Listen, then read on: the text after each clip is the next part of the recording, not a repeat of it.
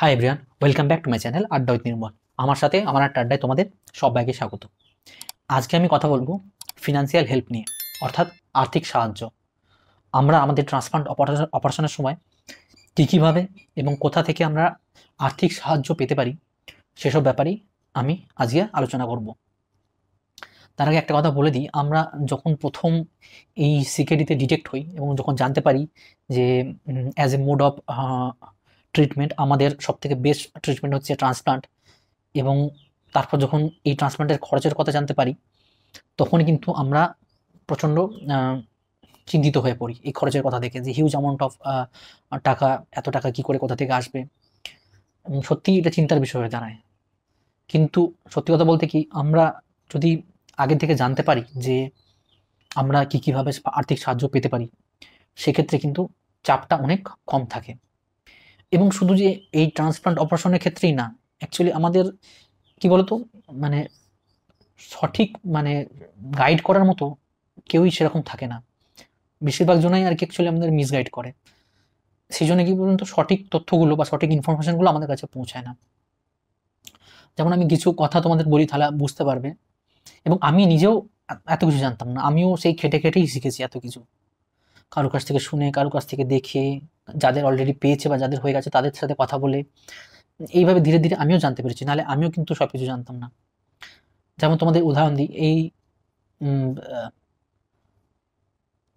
আমরা ডায়ালিসিস যখন থাকি তখন আমাদের ইঞ্জেকশন ওষুধ লাগে, এরিথ্রোপয়েটিন সবাই জানে, হিমোগ্লোবিনের ইঞ্জেকশন, প্লাস আয়রনও নিতে হয় মান্থলি 2টো করে, কারো 3টে করে। তো এই ওষুধ আর ইঞ্জেকশন এই দুটোই কিন্তু সরকারি হসপিটাল থেকে ফ্রিতে পাওয়া যায়। এটা অনেকেই জানে না, বাট অনেকে আবার জানেন। ঠিক আছে, আবার সমস্ত সরকারি হসপিটালে পাওয়া যায় না, কিন্তু বেশিরভাগ হসপিটালেই পাওয়া যায়। আমি যেমন নিতাম বর্ধমান হসপিটাল থেকে নিতাম। ঠিক আছে,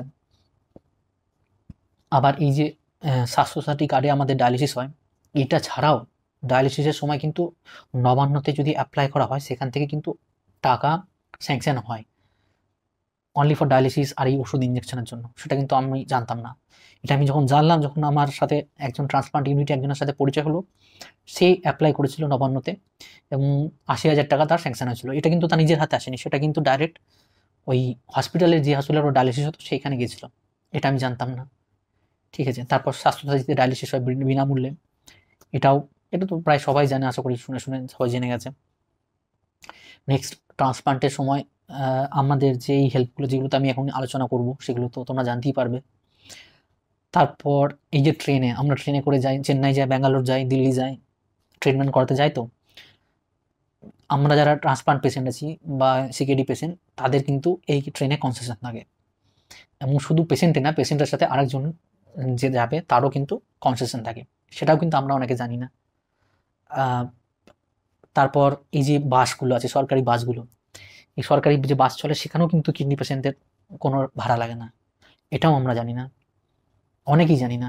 এবং এখানেও সরকারি বাসগুলো তো তাই, পেশেন্টের সাথে আরেকজন যে থাকবে তার এই দুজনকার কিন্তু ফ্রিতে ট্রাভেল করতে পারবে। যদিও আমি জানি না এটা সবাই মানে কিনা, সমস্ত বাস যারা কন্ট্রাক্টর আছে মানেন কিনা জানি না কন্ডাক্টররা, বাট এটা কিন্তু আছে রয়েছে। তো এরকম অনেক অনেক কিন্তু এরকম হেল্প আছে যেগুলো আমরা জানি না, বা আমাদের কাছে সঠিক ইনফরমেশনটা পৌঁছায় না। আমাদের কাছে কি পৌঁছায়? ট্রান্সপ্লান্ট করলে মানুষ বেশি দিন বাঁচে না, ট্রান্সপ্লান্টে 40 লাখ 50 লাখ টাকার মতো খরচা, এই জিনিসগুলো হয়।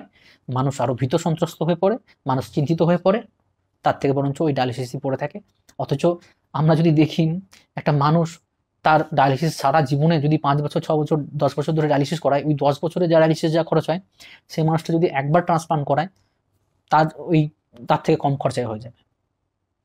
কিন্তু আমাদের কাছে সঠিক নলেজ না থাকার জন্য আমরা কিন্তু এই জিনিসগুলো জানতে পারি না, এবং অ্যাজ এ রেজাল্ট আমরা আরও ভীত সন্ত্রস্ত হয়ে পড়ি, আমরা ডিপ্রেসড হয়ে পড়ি, আমরা চিন্তিত হয়ে পড়ি।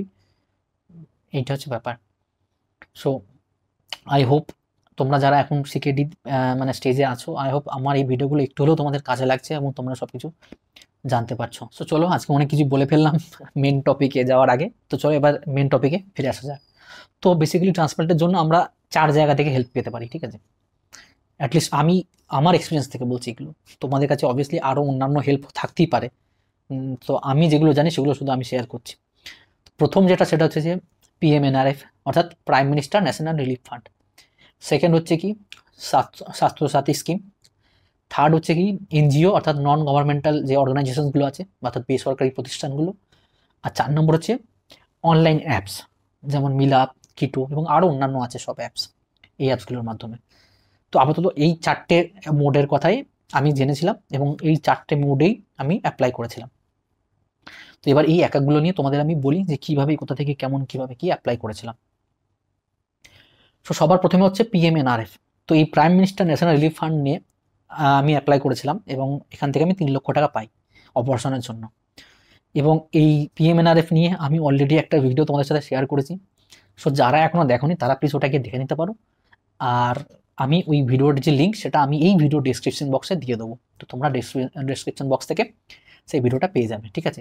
সুতরাং prime minister national relief fund নিয়ে আমি আজকের ভিডিওতে কিছু বলছি না, যেহেতু অলরেডি আমি এটা নিয়ে সব কিছু শেয়ার করে দিয়েছি, কীভাবে কি অ্যাপ্লাই করেছিলাম, কীভাবে কি প্রসেস হয়েছিল এবং কীভাবে কি পেয়েছিলাম এবং কী কী রুলস আছে এই ফান্ডটা পাওয়ার পর, সেগুলো সবই আমি তোমার সাথে শেয়ার করেছিলাম, ঠিক আছে। তাও আজকে একবার বলে দিলাম যে আমি অ্যাপ্লাই করেছিলাম এবং আমি অ্যাপ্লাই করার 2 মাসের মধ্যেই আমার মানে ওখান থেকে রিপ্লাই আসে এবং প্রায় 3 লক্ষ টাকা আমার স্যাংশন হয়। আর একটা কথা তোমাদের বলে রাখি, জাস্ট 2 দিন আগেই আমার ওই prime minister national relief fund থেকে, মানে প্রাইম মিনিস্টার অফিস থেকে আরেকটা লেটার আসে এখানে, আমার এখানেও আসে এবং হসপিটালেও যায় এবং এমপির কাছেও যায়। এটা ওখানে কেননা লেখা ছিল না কোনখানে পাঠানো হয়েছে লেটারটা।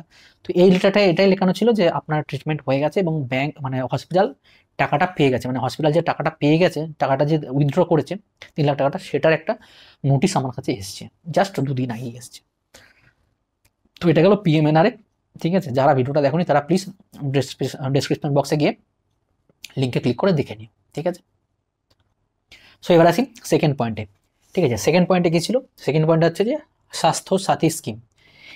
এটার সাথে আমরা অনেকেই পরিচিত, কেননা এটার আমরা লাভ অলরেডি অনেকেই পেয়েছি বা পাচ্ছি এখনও। সেটা হচ্ছে যারা আমরা ডায়ালিসিস করাচ্ছি, যেহেতু এই স্কিমেই আমরা ডায়ালিসিস বিনামূল্যে করাতে পারি, ঠিক আছে। তো এটার প্রসেস ট্রান্সপ্লান্টের সময় এই যে টাকাটা পাওয়ার প্রসেস খুবই ইজি, ঠিক আছে। এখানে তোমার যত ব্যালেন্স থাকবে তুমি তত টাকাটাই পুরো পেয়ে যাবে ট্রান্সপ্লান্টের সময়। যদি 4 লাখ থেকে 4 লাখ, যদি 3 লাখ থেকে 3 লাখ, যদি 5 লাখ থেকে 5 লাখ, যা ব্যালেন্স আছে ট্রান্সপ্লান্টের সময় তুমি সেই পরিমাণই ব্যালেন্স পাবে। আমার যেমন ছিল 3,87,800 টাকা, এই টাকাটা ব্যালেন্স ছিল, আমি এই টাকাটা পুরোটাই পেয়েছিলাম। কিছুই না, এটার জন্য নর্মালি তুমি নর্মালি যখন মানে হসপিটালে যে হসপিটালে ট্রান্সফার হবে সেখানে তুমি অ্যাকাউন্ট সেকশনে গিয়ে তুমি তো আগে থেকে জেনে নিতে পারো কার্ডটা ওখানে দিয়ে। তুমি যদি কার্ডটা ওখানে দাও, ওরা তোমার বলে দেবে যে কত ব্যালেন্স আছে, সেক্ষেত্রে কিন্তু তোমার হিসাব করতে সুবিধা হবে। বাকি এটা অ্যাপ্লাই কী করে করতে হবে সেটা হচ্ছে যে তুমি যেদিন অ্যাডমিশন নেবে, যেহেতু অ্যাডমিশনের 2-3 দিন পর ট্রান্সপ্লান্ট হয়, সো অ্যাডমিশন নেওয়ার পর যার মানে কার্ডে যদি বাড়ির লোকের কারোর নাম থাকে, সেক্ষেত্রে তো পেশেন্টকে যাওয়ার দরকার নেই। যেমন আমার সাথে আমার বাড়ির কার্ডের সাথেই আমার নাম ছিল, সুতরাং আমাকে যেতে হয়নি। আমার বাবারই ফিঙ্গারপ্রিন্টেই হয়ে গেছে, আমার বাবারই ওখানে ছবি তুলেছিল একটা, সেখানেই হয়ে গেছে, আমাকে যেতে হয়নি। এবং যাদের কিন্তু পেশেন্টের মানে সাথে আলাদা কার্ড আছে, বাড়ির লোকের কারণ নেই, সেক্ষেত্রে কিন্তু পেশেন্টকে যেতে হবে, ঠিক আছে। এটা একটা বলে দিলাম। আর ওই যেদিন আমার ভর্তি হয়েছিল সেদিনই বাবা অ্যাকাউন্ট সেকশনে গিয়ে কার্ডটা জমা দিয়েছিল, তার সাথে আধার কার্ড জমা দিয়েছিল, ঠিক আছে। ওখানে দিয়ে ওই জমা দেওয়ার পরেই ওখান থেকে একটা ব্লকিং স্লিপ বলে একটা স্লিপ দেয়। সেই স্লিপে আর কি সব ডিটেলস লেখা থাকে, কত টাকা ব্যালেন্স ছিল, কত টাকা আমরা মানে ওরা কত টাকা জন্য অ্যাপ্লিকেশন করেছে আর কি, সেই টাকাটা পুরো সব কিছু লেখা ছিল ডিটেলসে, এবং তারপর ওরাই অ্যাপ্লাই করে দেয়। সুতরাং একদম ইজি প্রসেস, মানে আমাদের কিছু করতেই হয়নি সেখান থেকে, না কোনো ফর্ম ফিল আপ না কিছু, ঠিক আছে। যা মানে ওখানে শুধু ওই সিগনেচার করে আর ওই থাম ইমপ্রেশন যেমন দেয় নর্মালি ডায়ালিসিসের মতো যেমন থাম ইমপ্রেশন দেয়, সেরকমভাবে থাম ইমপ্রেশন নিয়েছিল, বাকি কার্ডটা জমা দিতে হয়েছিল, আর আধার কার্ড জমা দিতে হয়েছিল, ব্যাস। তারপর ওরা নিজেরাই কিন্তু অ্যাপ্লাই করে দেয়। এইভাবেই কিন্তু স্বাস্থ্যসাথীটা আমরা অ্যাপ্লাই করেছিলাম এবং অ্যাপ্রুভও হয়ে গেছিলো। আর যত টাকা ব্যালেন্স ছিল আমি কিন্তু তত টাকাই পুরো টাকাটাই পেয়েছিলাম, ঠিক আছে। তো এটা নিয়েও ঘাবড়ানোর কিছু নেই, মানে স্বাস্থ্যসাথী কার্ড যদি থাকে ইজিলি তোমরা এটা অ্যাপ্লাই করতে পারো এবং এটার সুবিধা নিতে পারো, ঠিক আছে। এই হলো স্বাস্থ্যসাথী কার্ড। সো এবার আসি থার্ড পয়েন্টে কি ছিল? এনজিও অর্থাৎ নন গভর্নমেন্টাল অর্গানাইজেশনস, মানে বেসরকারি প্রতিষ্ঠান। তো এবার আমি বলবো যে আমি এই বেসরকারি প্রতিষ্ঠানকে কোনখানে কিভাবে কি অ্যাপ্লাই করেছিলাম।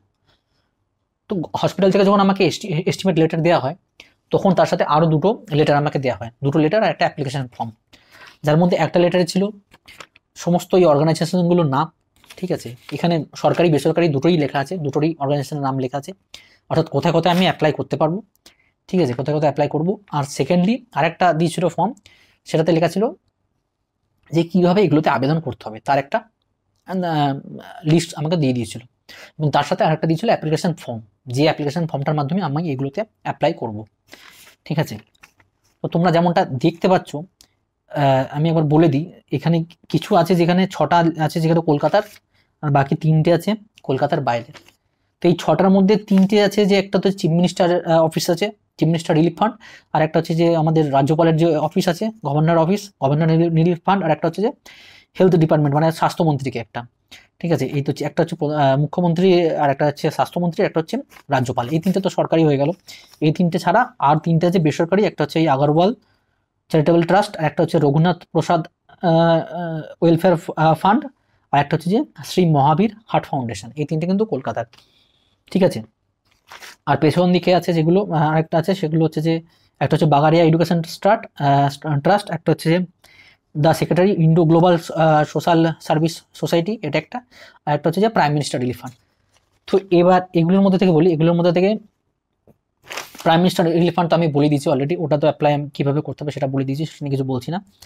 এবার এই আর বাকি এখানে যে এই সরকারিগুলো আছে না, এই চিফ মিনিস্টার রিলিফ ফান্ড আর গভর্নর ন্যাশনাল রিলিফ ফান্ড আর অনারেবল এই হেলথ মিনিস্টারকে, তো এইগুলোকে পাঠানোর জন্য এগুলো থেকে এমপির সুপারিশপত্র নিতে হতো। ঠিক আছে, এবার আমি এমএলএ বা এমপির থেকে, তো আমি এগুলোর জন্য এমএলএ থেকে সুপারিশপত্র নিয়েছিলাম, অর্থাৎ এমএলএ লেখা চিঠি একটা চিফ মিনিস্টারকে, একটা হেলথ মিনিস্টারকে আমি নিয়েছিলাম এবং আমি অ্যাপ্লাই করেছিলাম। বাট আমাকে কিন্তু আগে থেকেই বলে দিয়েছিল যে এগুলো থেকে তুমি কোনো হেল্প এক্ষেত্রে পাবে না। এর কারণটা বলেছিল যে অলরেডি যেহেতু 5 লাখ টাকা স্বাস্থ্য সাথী স্কিমে আমরা পাচ্ছি, সেজন্য ওই 5 লাখ টাকার পর আর এরা আলাদা করে আর এই অপারেশনের জন্য টাকা দেবে না চিফ মিনিস্টার রিলিফ ফান্ড থেকে আর এই স্বাস্থ্য ডিপার্টমেন্ট থেকে। মানে গভর্নরকে আমি এই কারণে করিনি, কারণ গভর্নরের কোনো প্যাড আর কি এমএলএর কাছে ছিল না গভর্নরকে লেখার মতো। এগুলো কি চিফ মিনিস্টারের জন্য আর এই হেলথ মিনিস্টারের জন্য অলরেডি ওনার কাছে প্যাড ছিল লেখা, তো উনি অলরেডি প্যাডে সব কিছু আমাকে দিয়ে দিয়েছিলেন। ঠিক আছে, আমি থাকলে আমার কাছে সেগুলো আমি তোমাদেরকে স্ক্রিনে দেখিয়ে দেবো। আর এই সেক্রেটারির ক্ষেত্রে যেহেতু গভর্নরের রাজ্যপালের ক্ষেত্রে ছিল না বলে আমি সেটা অ্যাপ্লাই করিনি, তো গভর্নরটা আমি করিনি, বাকি চিফ মিনিস্টার আর হেলথ মিনিস্টারটা করেছিলাম, এটা জেনেও যে ওখান থেকে পাওয়ার চান্স নেই তবু আমি করে দিয়েছিলাম। কিন্তু হ্যাঁ, এখান থেকে কোথা থেকে পাবে, এই দুটো থেকে পাবে হচ্ছে সেটা অপারেশনের পর। অপারেশনের পর কেন পাবে? অপারেশনের পর এই দুটো থেকে তুমি পাবে হচ্ছে মেডিসিনের জন্য। এবং তোমাদের একাত্রা বলে রাখি, এক্ষেত্রে আমি মেডিসিনের যে ভিডিওটা তোমরা যারা দেখেছো তারা জানবে, আমি সেখানে বলেছিলাম যে মেডিসিনের ক্ষেত্রে কিন্তু আর্থিক সাহায্য পাওয়া যায়, এবং সেটা কোথা থেকে পাওয়া যায়? এই সিএম রিলিফ ফান্ড থেকে আর এই হেলথ মিনিস্টার থেকে, হেলথ মিনিস্টার থেকেও পাওয়া যায়, আর এখান থেকে চিফ মিনিস্টার রিলিফ ফান্ড থেকেও পাওয়া যায়। এবং তোমাদেরকে বলে রাখি, সেক্ষেত্রে আমি কিন্তু already chief minister relief fund থেকে অলরেডি আমার স্যাংশন হয়ে গেছে টাকা, আমি অলরেডি ফান্ড পেয়ে গেছি। তো এই কী ভরে কি পেলাম এই ওষুধের জন্য ফান্ড, আমি কিন্তু সেই নিয়ে খুব তাড়াতাড়ি একটা ভিডিও দেবো। অনেকজন আমাকে রিকোয়েস্টও করে যায়, আমার মনে আছে, আমি সেই নিয়ে কিন্তু ভিডিও খুব তাড়াতাড়ি দেবো। তো চিফ মিনিস্টার রিলিফ ফান্ড আর এই হেলথ রিলিফ ফান্ড থেকে টাকা পাশে, সেটা কিন্তু অপারেশনের পর পাশে মেডিসিনের জন্য কিন্তু এখান থেকে টাকা পাওয়া যায়, বাট অপারেশনের জন্য পাওয়া যায় না, যেহেতু এরা অলরেডি 5 লাখ টাকা তোমাকে দিচ্ছে ওই স্বাস্থ্য সাথী স্কিমের মাধ্যমে। ঠিক আছে, এবার বাকিগুলোতে এই আগরওয়াল, রঘুনাথপুর আর মহাবীর হার্ট ফাউন্ডেশন কলকাতার এই 3টে, আর এই বাইরের এই বাগারিয়া আর এই ইন্ডো গ্লোবাল সার্ভিস, এই যে 5টা জায়গা ছিল না, এই 5টা জায়গাতে এবার এগুলোকে মানে কিভাবে কি অ্যাপ্লাই করেছিলাম সেগুলো এবার বলছি আর কি। তো যে ইনস্ট্রাকশনটা ছিল সেখানে ছিল 4টে জিনিস পাঠাতে হবে এখানে। এক নম্বর হচ্ছে যে এই অ্যাপ্লিকেশন ফর্মটা দিয়েছিল, সেই অ্যাপ্লিকেশন ফর্মটা ফিল আপ করতে হবে, সেখানে ছবি দিয়ে তারপর সেটাকে জেরক্স করে, মানে এক গাদা জেরক্স করে নিলে যেখানে যেখানে পাঠালে সেখানে টু বলে সব কিছু দিয়ে, সব কিছু ফর্মটা দেওয়া ছিল, ফর্মটা দেখলেই বুঝতে পেরে যাবে, সব কিছু দিয়ে সেই অ্যাপ্লিকেশন ফর্মটা রেডি করতে হবে, প্রত্যেক জনের আলাদা আলাদা। ঠিক আছে, সেকেন্ডলি হচ্ছে এস্টিমেটেড লেটার, যেটা হসপিটাল থেকে দেবে সেটা জেরক্স কপি। ঠিক আছে, থার্ড হচ্ছে কি তোমার আয়ের যে প্রমাণপত্র, সেটা গ্রাম পঞ্চায়েত প্রধানকে দিয়েও হতে পারে, এমএলএ কে দিয়েও হতে পারে, বিডিও দিয়েও হতে পারে, যেখান দিয়ে তুমি নিতে পারো, পঞ্চায়েত প্রধানও হবে। তো তার একটা ওই ইনকাম সার্টিফিকেট, সেটার জেরক্স কপি প্রত্যেকটাতেই। হ্যাঁ, আর ফোর্থ হচ্ছে যে এমএলএ বা এমপির সুপারিশপত্র। এখানে এমএলএ কি, মানে এখানে এমএলএ কে মানে এইভাবে বলা ছিল যে ওই প্যাডে টু হোম ইট মে কনসার্ন বলে উনি লিখে দেবেন যে এই ব্যক্তি এনার ট্রান্সপ্লান্ট অপারেশনের জন্য এনার আর্থিক সাহায্যের প্রয়োজন, বাস এইটুকু লিখে দেবেন। ওখানে আরও লেখা ছিল কোনো ফ্রি ফ্রি শব্দে লেখা যাবে না, যে ফ্রি সম্পূর্ণ ফ্রি এরকমভাবে কোনো ওয়ার্ড ইউজ করা যাবে না। আর ওই ইনকাম সার্টিফিকেটে যে ইনকাম অ্যামাউন্টটা লেখা থাকবে, ইনকাম সার্টিফিকেটে একটা অ্যামাউন্ট লেখা থাকে যে মান্থলি 5,000, মান্থলি 6,000, এরকম একটা অ্যামাউন্ট লেখা থাকে।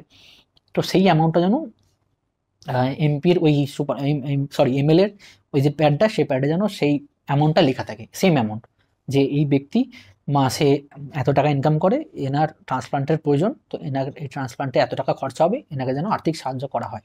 টু হুম ইট মে কনসার্ন, এটা কিন্তু পার্টিকুলার কোনো কাউকে লেখা নয়, যাতে করে এটা সবাইকে পাঠানো যায়। তো এই 4টে কাগজ মানে পাঠাতে হবে। এবং এই 4টে কাগজের নিয়ম কি ছিল, এই 4টে কাগজকে জেরক্স করাতে হবে, আসলগুলো তোমার কাছে রেখে দেবে, আসলগুলো পাঠাতে হবে না। এবং 4টে কাগজ কি কোনো গেজেটেড অফিসারকে দিয়ে অ্যাটেস্টেড করাতে হবে, ঠিক আছে। এবং অ্যাটেস্টেড করিয়ে তারপর সেম ওই খামে পুড়ে, ওই খামে বাদামি রঙের যে খামগুলো হয়, সেই খামগুলোতে পুড়ে উপরে অ্যাড্রেস দিয়ে, যেগুলো হচ্ছে কলকাতার বাইরে, সেগুলোকে স্পিড পোস্টে পাঠাতে হবে। ওই যে দুটো ঠিকানা, একটা হচ্ছে একটা হচ্ছে যে এই বাগারিয়া এডুকেশন ট্রাস্ট, আর একটা হচ্ছে ওই Indo global social service limited. আর বাকি কলকাতার যে 3টে, সেই 3টে ওই প্রত্যেকটা জায়গায় গিয়ে, অ্যাড্রেসে গিয়ে হ্যান্ড টু হ্যান্ড কথা বলে জমা দিয়ে আসতে হবে। এটা ছিল এই লেখা আবেদনপত্রটায়, তোমরা আশা করি দেখতে পেয়ে গেছো স্ক্রিনে। তো এবার আসি আমি কিভাবে অ্যাপ্লাই করেছিলাম। তো আমি এই 4টে তো জিনিস দিয়েছিলাম, একটা হচ্ছে যে এস্টিমেট লেটার, একটা হচ্ছে ওই অ্যাপ্লিকেশন ফর্মটা, এস্টিমেটেড লেটার, ইনকাম সার্টিফিকেট, আর এমপির ওই এমএলএর একটা, এমএল নয়, এমপির তো ওই প্রাইম মিনিস্টারে পাঠিয়েছিলাম, এইগুলোতে এমএলএর একটা লেখা পাঠিয়েছিলাম, 4টে। তো এই 4টে জিনিস ছাড়াও আমি আরও 4টে জিনিস অ্যাড করেছিলাম। এবার কী কী অ্যাড করেছিলাম সেটা বলে দিই। অ্যাকচুয়ালি আধার কার্ডের জেরক্স, এই 4টে জেরক্স তো ছিলই প্রত্যেকটা অ্যাপ্লিকেশনে, তার সাথে আধার কার্ডের জেরক্স ছিল, ব্যাঙ্ক অ্যাকাউন্টের একটা জেরক্স ছিল আমার নিজের, 3 নম্বর ছিল আমার যে এই সিকেডি স্টেজ 5 রোগ হয়েছে এবং as a mode of treatment আমার রেনাল ট্রান্সপ্লান্টের যে দরকার, তার একটা প্রেসক্রিপশন, একটা ডক্টরের সিগনেচার আর স্ট্যাম্প নিয়ে একটা প্রেসক্রিপশন, সেটা 7 নম্বর। আর 8 নম্বর হচ্ছে যে এনওসিটা, আমি যে মেন যেটা এনওসি, নো অবজেকশন সার্টিফিকেট, যেটা স্বাস্থ্য ভবন থেকে জারি করে, এটা সব থেকে শেষ ট্রান্সপ্লান্টের আগে সব থেকে শেষ প্রসেস যেটাকে বলা হয়, সেই এনওসিটা আমি পেয়ে গেছিলাম এবং এনওসিটাও আমি এর সাথে অ্যাটাচ করেছিলাম। তো এই 8টা জিনিস আমি অ্যাটাচ করে আমি ওই সেমভাবে সেন্ড করেছিলাম, ঠিক আছে। আমার কাছে ভিডিও রেকর্ড করা আছে, আমি তোমাদেরকে সেগুলো দেখিয়ে দেবো। যখন আমি এগুলোকে সব রেডি করছিলাম, তখন আমার একটা ভিডিও রেকর্ড করা ছিল, ঠিক আছে। তো এইভাবে আমি অ্যাপ্লাই করেছিলাম। তো এবার প্রশ্ন হচ্ছে যে, তোমাদের অবভিয়াসলি প্রশ্ন হবে যে আমি হেল্প কোথা থেকে পেয়েছি কি পাইনি, তাই তো? এটা তো প্রশ্ন অবশ্যই জানবে যে এগুলো থেকে এই যে 5টা জায়গায় আমি অ্যাপ্লাই করেছিলাম, আমি বেসরকারি সংস্থাগুলোর কথা বলছি, আমি যে 5টা জায়গায় অ্যাপ্লাই করেছিলাম, সেখান থেকে আমি হেল্প পেয়েছিলাম কি পাইনি। তো প্রথম কথা বলি যে হ্যাঁ, হেল্প আমি পেয়েছিলাম। সেটা হচ্ছে যে হেল্প পেয়েছিলাম বলতে রিপ্লাই পেয়েছিলাম। রিপ্লাই বলতে হেল্পের জন্যই রিপ্লাই পেয়েছিলাম, বাট আমার কিছু ভুলের জন্য আমি সেই হেল্পটা পাইনি। এবার আমি বলে দিই আমি কী কী ভুল করেছিলাম এইগুলোতে। প্রথম ভুল যেটা আমি করেছিলাম সেটা হচ্ছে যে আমি এই যে কলকাতার যে ঠিকানাগুলো, সেখানে বলা ছিল যে গিয়ে দিয়ে আসতে, যে 3টে ঠিকানার কথা বলা ছিল, আমি কিন্তু গিয়ে দিয়ে আসিনি। আমি এই 3টে জায়গাতেই আমি ওই বাকি বাইরেরগুলোর মতো স্পিড পোস্টে পাঠিয়েছিলাম। এটা ছিল আমার প্রথম ভুল, ঠিক আছে। যেখানে কিন্তু বলা ছিল যে ওখানে গিয়ে কথা বলে জমা দিয়ে আসতে হবে, কিন্তু আমি সেটা করিনি। সেকেন্ড যেটা ভুল করেছিলাম সেটা হচ্ছে যে এখানে লেখা ছিল যে এই যে ডকুমেন্টসগুলোকে অ্যাটেস্টেড করাতে হবে, সেটা কোনো গেজেটেড অফিসারকে দিয়ে অ্যাটেস্টেড করাতে হবে, বাট আমি সেটা করাইনি। আমি আমাদের স্কুলে প্রাইমারি স্কুলে একজন টিচারকে দিয়ে করিয়েছিলাম। এটা আমার সেকেন্ড ভুল ছিল। অ্যান্ড থার্ড ভুল হচ্ছে যে আমি অ্যাকচুয়ালি যখন আমার এই প্রসেসটা চলে না, তখন অলরেডি আমার মানে স্বাস্থ্য ভবন থেকে এনওসি মানে বেরোনোর আর কি কথাবার্তা চলছিল, মানে ওয়েট করছিলাম যে এনওসি কবে বেরোবে, এনওসি কবে বেরোবে। তো আমি কি করছিলাম, আমি এনওসির জন্য ওয়েট করছিলাম যে এনওসি মানে তো একটা, এনওসি মানে কি, এনওসিটা পাওয়া মানে একদম তোমার ট্রান্সপ্লান্টের স্টাম্প পড়ে যাওয়া একটা, যে এনওসি পাওয়া মানে একদম তোমার এগুলোর তো একটা ভ্যালু আছে অবভিয়াসলি, কিন্তু এনওসিটার ভ্যালু একটা আলাদাই, মানে ওর এনওসিটা দেখানো মানে যে তোমার ট্রান্সপ্লান্ট আর কেউ আটকাতে পারবে না, এরকম একটা ব্যাপার। তো আমি ওয়েট করেছিলাম ওই এনওসিটার জন্য। তো এবার কি হয়েছিল, এবার আমার যেহেতু ডোনার ডিস্ট্রিক্ট ভেরিফিকেশন একটু লেট হয়েছিল, ওই জন্য আমার এনওসিটা পেতেও দেরি হয়। কিন্তু আমি ভাবছিলাম প্রত্যেক শুক্রবার এই শুক্রবার নাম লিস্ট বেরোবে, নাম লিস্ট পরে এনওসি পাবো, বা আলটিমেটলি আমার এনওসিটা পেতে দেরি হয়ে যায়, এবং যার জন্য আমার কিন্তু এই অ্যাপ্লিকেশানগুলো করতেও দেরি হয়ে যায়। এবং অ্যাজ এ রেজাল্ট কী হলো সেটা, যে আমি প্রথম কথা আমি ভাবিনি কোনো যে রিপ্লাই পাবো, কারণ আমি অলরেডি এতগুলো ভুল করেছিলাম, তো আমি ভাবছিলাম যে রিপ্লাই পাবো না। বাট ফাইনালি আমি রিপ্লাই পাই, সেটা হচ্ছে যে এই বাগারিয়া এডুকেশন ট্রাস্ট থেকে, যেটা হচ্ছে যে ব্যাঙ্গালোরের একটা এনজিও, এখান থেকে আমার কাছে সারপ্রাইজিংলি রিপ্লাই আসে, এবং রিপ্লাইটা কখন আসে? রিপ্লাইটা আসে আমার ট্রান্সপ্লান্টের পর। এই যে ওরা একটা ফর্ম পাঠায় এরকম, আমি তোমাদেরকে আর ভিডিওতে দেখাবো, এটাকে ফিল আপ করে পাঠাতে। যদি আমি ফিল আপ করে পাঠিয়েছি, কিন্তু আমি জানি এটা আর রিপ্লাই আসবে না, কারণ অবভিয়াসলি ওরা আমার রিপ্লাই করেছিল যে ট্রান্সপ্লান্টের জন্য হেল্প। সো তোমরা যারা এই যে এখানে পুরো লেখা আছে application for financial help for treatment আর অপারেশন, হার্ট, কিডনি আর ক্যান্সার আদার্স, আর অন্যান্য যারা সব আছে। তো এটা যদি আগে আসতো অপারেশনের, তাহলে এখান থেকেও আমি হেল্প পেতাম। সো তোমরা যারা দেখছো এখন এই ভিডিওটা, তোমরা প্লিজ মানে আর কোথাও অ্যাপিল করো না করো, এই জায়গাটা কিন্তু অবভিয়াসলি অ্যাপিল করো, বাগারিয়া ট্রাস্ট এডুকেশন, এটাতে অবভিয়াসলি অ্যাপিল করো। আর আমি যে ভুলগুলো করেছি সেগুলো একদমই করো না। টাইম টু টাইম মানে এস্টিমেট লেটার পাওয়ার পরই এই অ্যাপ্লাইগুলো করে দিও, ঠিক আছে? কারণ এস্টিমেট লেটার পাওয়ার পর থেকেও তো আরও অনেকটা সময় থাকে ট্রান্সপ্লান্টের মাঝে, এনওসি পাওয়া পর্যন্ত। তোমরা কেউ আমার মতো ওই ভুলটা করো না। তো সুতরাং তোমরা এস্টিমেট লেটার পাওয়ার সাথে সাথে কিন্তু এই পেপারসগুলো রেডি রেখো এবং অ্যাপ্লাই করে দিও, ঠিক আছে? আর কলকাতারগুলো রিপ্লাই এই কারণে আসেনি, মেবি ওইগুলো লেখাই ছিল যে কলকাতায় গিয়ে কথা বলে আসতে হবে, কিন্তু আমি গিয়ে কথা বলিনি। আর বাইরের যে দুটোর মধ্যে একটা রিপ্লাই কিন্তু আমি পেয়ে গেছিলাম। আর ওই গেজেটেড অফিসার দিয়েও সাইন করায়নি, আমি তো 3টে ভুল বলেই দিলাম তোমাদেরকে। তোমরা কিন্তু এই ভুলগুলো করো না, তোমরা গেজেটেড অফিসারকে দিয়ে সব কাজ অ্যাটেস্টেড করিও।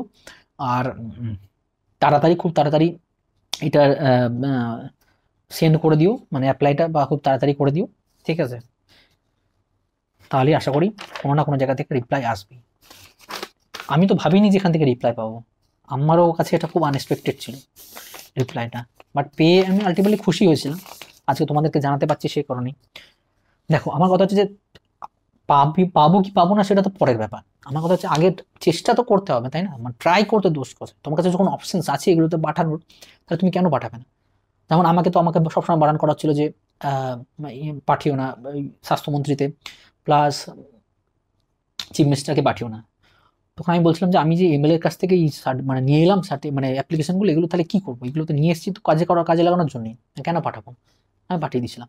তাছাড়া আমি তো কোনো চুরি ডাকাতি করছি না, আমরা তো নর্মালি আমরা অ্যাপ্লিকেশন করছি ফিনান্সিয়াল হেল্পের জন্য, কোনো চুরি ডাকাতি নয়। সুতরাং করতে দোষ কোথায়? সব জায়গাতেই যেখানে সুযোগ পেয়েছি আমি সেখানেই অ্যাপ্লাই করেছি, ঠিক আছে? তো এইভাবে তোমরাও কিন্তু এই সমস্ত প্রতিষ্ঠানগুলোতে, হ্যাঁ, আর এরকম তো নয় যে এনজিওগুলো শুধুমাত্র একটা হসপিটালের পেশেন্টকে হেল্প করে, এরকমও তো নয়। এরা নিশ্চয়ই এনজিও মানে সবাইকেই হেল্প করে। সুতরাং বাকি যারা ট্রান্সপ্লান্ট পেশেন্ট অন্যান্য হসপিটালে করেছো, তোমরাও কিন্তু এইগুলোতে হেল্পের জন্য অ্যাপ্লাই করতে পারো, ঠিক আছে? সো এবার আসি সব থেকে লাস্ট বাট নট লিস্ট 4 নম্বরে, সেটা হচ্ছে অনলাইন অ্যাপ। তো এই অনলাইন অ্যাপের কথা আমি জানতে পারি ইউটিউব থেকেই। তো আমি ইউটিউবের মাধ্যমে জানতে পারি যেরকম অনলাইন ফান্ড রেজার অ্যাপ আছে অনেক, মিলাপ, কিটো, ঠিক আছে? এগুলোর মাধ্যমেও কিন্তু আমরা সাহায্যের আবেদন করতে পারি, ঠিক আছে? তো প্রথমে আমি একটু জানলাম, তখন দেখলাম যে এটা কোনো ব্যাপারই না। যদি তোমার কাছে সাপোর্ট থাকে তুমি কিন্তু অবভিয়াসলি এটা হেল্প পেতে পারো। এবার প্রথম কি করতে হবে এটা নিয়ে একটু বলে দিই। মানে প্রথম নর্মালি মিলাপ যে অ্যাপ সেটা ইনস্টল করো, বা কিটো। আমি মিলাপ করেছিলাম সেই জন্য আমি মিলাপের কথাটাই বলছি। তো মিলাপ ইনস্টল করার পর নর্মালি যেমন হয় আর কি, লগ ইন করার পর লগ ইন করবে, অ্যান্ড দেন ওখানে এরকম অপশন থাকে যে তুমি নিজের জন্য ফান্ড রেজ করতে চাইছো না তুমি তোমার কোনো রিলেটিভের জন্য। আমি যেমন নিজের জন্যই করেছিলাম, তো আমি নিজের জন্যই করেছিলাম। তুমি যদি তোমার বাবা মা ভাই বোন যারা সাথে করতে পারো, তুমি সেখান থেকে মানে তুমি সেভাবেই করতে পারো যে তুমি মানে অ্যাপ্লিকেন্ট তুমি, বাট বেনিফিশিয়ারি তোমার বাবা মা বা এরকম কি একজন।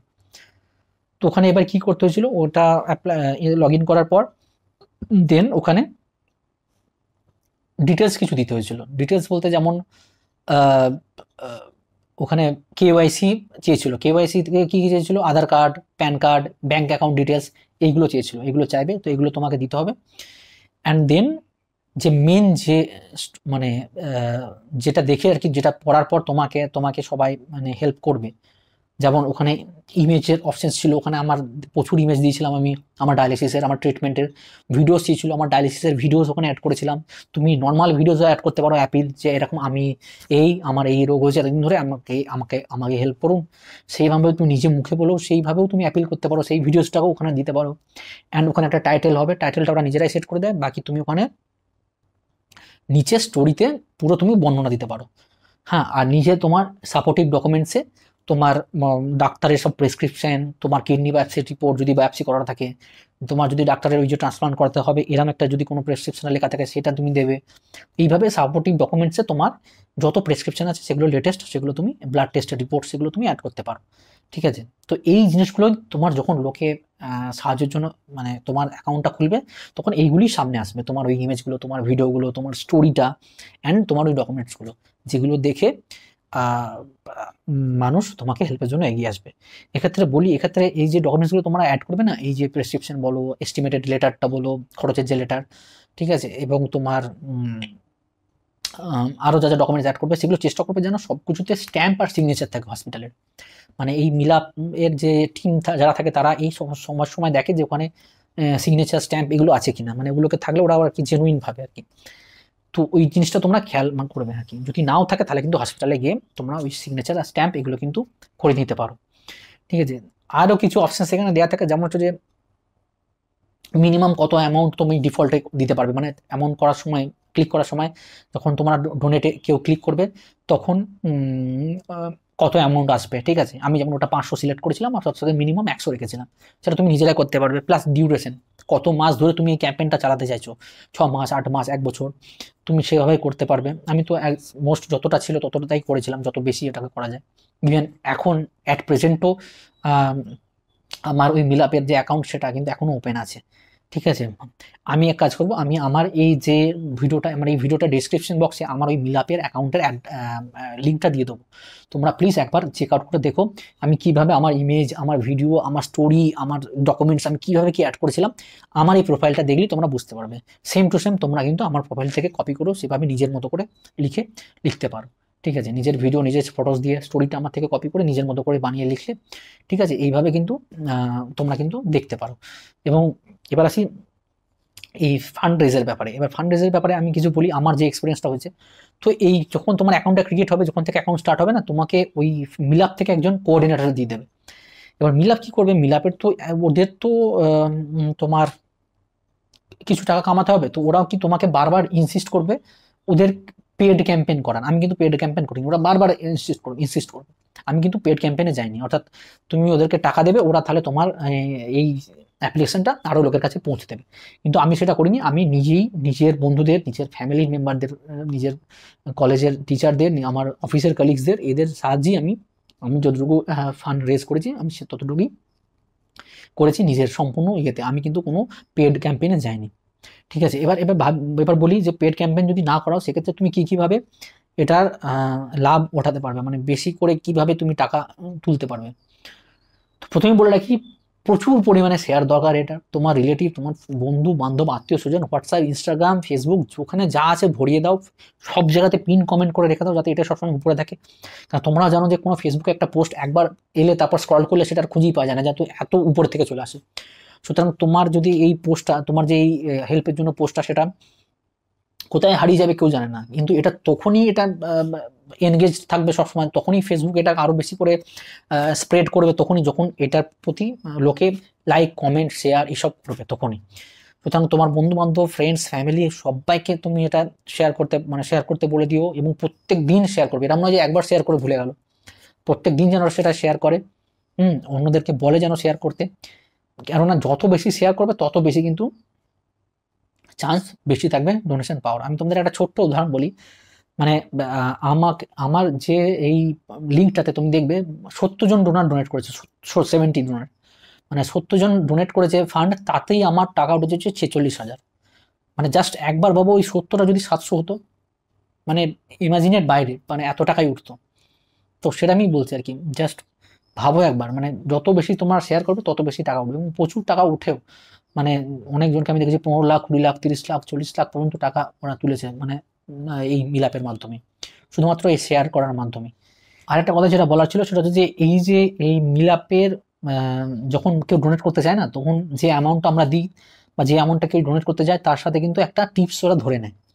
এবার এই টিপস যেটা ধরে নেয়, যেমন 500 টাকায় 50 টাকা টিপস ধরে নেয়, তাহলে 550 টাকা পেমেন্ট করতে হয়। 500 টাকা তুমি পেলে, 50 টাকা ওদের কাছে চলে গেল। তো এক্ষেত্রে কি হয়, এক্ষেত্রে ওই 50টাকে জিরো করা যায়, এডিট করে জিরো করা যায়, কিন্তু সবাই তো সেটা জানে না। যার জন্য কি হয়, সবাই ওই এক্সট্রা 50 টাকাটা দিয়ে আবার ভয়ে আর ডোনেট করতে চায় না, সে পিছিয়ে আসে। তাই সেক্ষেত্রে বলবো তুমি যে পোস্টটাতে ফেসবুকের বা হোয়াটসঅ্যাপে যে পোস্টে তুমি এই মিলাপের কথাটা বলবে, সেই পোস্টে যেন তুমি তোমার ফোনপে, গুগল পে এবং ব্যাঙ্ক অ্যাকাউন্ট নাম্বারটাও দিয়ে রাখো, যাতে যারা অনলাইনে পেমেন্ট করতে চাইবে না তারা যেন তোমাকে পার্সোনালি মানে টাকাটা পাঠাতে পারে ভায়া ফোনপে, গুগল পে আর ব্যাঙ্ক অ্যাকাউন্ট। যেমন আমার ক্ষেত্রে যেমন তুমি দেখছো 46,801 টাকা মতো তুমি দেখতে পাবে যে আমাকে পেমেন্ট করেছে ওই মিলাপে, বাট ওর থেকে অনেক বেশি মানুষ আমাকে পেমেন্ট করতে হচ্ছে ডাইরেক্ট অনলাইনের থ্রু, মানে ভায়া ফোনপে, গুগল পে, অনেক বেশি মানুষ ওই মিলাপের থেকে। যার জন্য আমার ভালো অ্যামাউন্টই মানে টাকা উঠেছে, প্রায় 1 লাখ টাকার কাছাকাছি আমার এই টোটাল মিলিয়ে আমি উঠেছে। এবং সত্যি কথা বলতে কি, আমরা যারা সিকিউরিটি পেশেন্ট, আমাদের কাছে মানে জবে থেকে এই রোগটা ডায়াগনোস্ট হয় তখন থেকেই শুধু খরচা লেগেই থাকে, মানে মানে ডেবিট কিছু হয় না, ক্রেডিট কিছু হয় না, শুধু ডেবিট হতেই থাকে। সুতরাং এরম পরিস্থিতিতে আমাদের কাছে মানে কেউ যদি 100 টাকাও হেল্প করে সেটাও আমাদের কাছে বিশাল ব্যাপার। তাই যেখান থেকে যেটুকু হেল্প পাও সেটাই অনেক বড় আর কি সাপোর্ট হয়ে দাঁড়াবে। তাই আমার কাছে এই 1 লাখ টাকাটা যেটা আমি মিলাপের থ্রুতে আমি হেল্প পেয়েছিলাম অনলাইন ফান্ডিং করে, সেটাও কিন্তু আমার অনেকটাই হেল্প হয়েছিল। সো তোমাদেরকে বললাম, তোমরা কিন্তু অনেকে যেটা বললাম টিপস দেওয়ার ভয়ে অনেকে পেমেন্ট করতে চায় না মিলাপে, সেক্ষেত্রে তুমি যদি ফোনপে, গুগল পে বা ব্যাঙ্ক অ্যাকাউন্ট দিয়ে থাকো তাহলে সেক্ষেত্রে তোমাকে কিন্তু তারা ডাইরেক্ট পেমেন্ট করতে পারে। তো এবার আছে উইথড্রোর ব্যাপারে। উইথড্রোর ব্যাপারে হচ্ছে যে যখন ওটা একটা টাইম জমা, ওটা অ্যাকচুয়ালি তোমার ব্যাঙ্ক অ্যাকাউন্টে জমা হয় না, ওটা মিলাপ একটা আলাদা করে একটা অ্যাকাউন্ট ক্রিয়েট করে সেখান থেকে সেটা জমা হয়। সেটা কিন্তু তোমার নামই অ্যাকাউন্ট হয়, কিন্তু তুমিও তুলতে পারবে না, মিলাপও তুলতে পারবে না, এটা থাকে একটা মিডিল পোর্শনে। এবং ওটা তুমি যদি না হাত দাও ওই টাকাটা, ওই টাকাটা কিন্তু কেউ হাত দিতে পারবে না, ওই টাকাটা এমনই পড়ে থাকে। তো এবার ওই টাকাটা তুলতে গেলে কি করতে হবে তোমাকে, ওই তোমার যে হসপিটালের যে খরচের যে বিল, সেই বিলের কপি ওদেরকে সেন্ড করে সেভাবে খুব মানে ইজিলি উইথড্র করতে পারবে, শুধুমাত্র বিলের কপি দিয়ে। মানে বিলের কপি দেবে, তারপর ওরা সেটা ভেরিফাই করবে, তারপরে তোমার ব্যাঙ্ক অ্যাকাউন্টে ডাইরেক্ট ট্রান্সফার হয়ে যাবে। ঠিক আছে, খুব ইজি প্রসেস। সুতরাং তোমরা কিন্তু এই যারা এখন ট্রান্সপ্লান্টের কথা ভাবছো তারা কিন্তু এখন থেকেই এই মিলাপে ফান্ড রেজ করা শুরু করে দিতে পারো। ঠিক আছে, তো আশা করি এই যে 4টে পয়েন্ট বললাম তোমাদেরকে, প্রথম হচ্ছে PMNRF, prime minister national relief fund, তারপর স্বাস্থ্য সাথী স্কিম, তারপর তোমার এই যে এনজিওসগুলো আছে সেগুলো, আর ফোর্থ হচ্ছে যে এই অনলাইন অ্যাপগুলো যে আছে মিলাপ, কিটু, এগুলোর মাধ্যমে কিন্তু তুমি অনায়াসে ফান্ড রেজ করতে পারো বা আর্থিক সাহায্য পেতে পারো। সো আই হোপ এই ভিডিও ইনফরমেশনগুলো একটু হলেও তোমাদের কাজে লাগবে। ঠিক আছে, ভিডিওটা ভালো লাগলে please do like, comment, share, আর আমার আড্ডায় নতুন হলে চ্যানেলটা সাবস্ক্রাইব করতে ভুলো না। আজকের ভিডিওটা এইটুকুই, দেখা হচ্ছে খুব তাড়াতাড়ি আবার তোমাদের সাথে পরের ভিডিওতে। Till then, take care of your health, কারণ শরীর ভালো থাকলে মন ভালো থাকে, আর মন ভালো থাকলে সব ভালো থাকে। দেখা হচ্ছে খুব তাড়াতাড়ি পরের ভিডিওতে।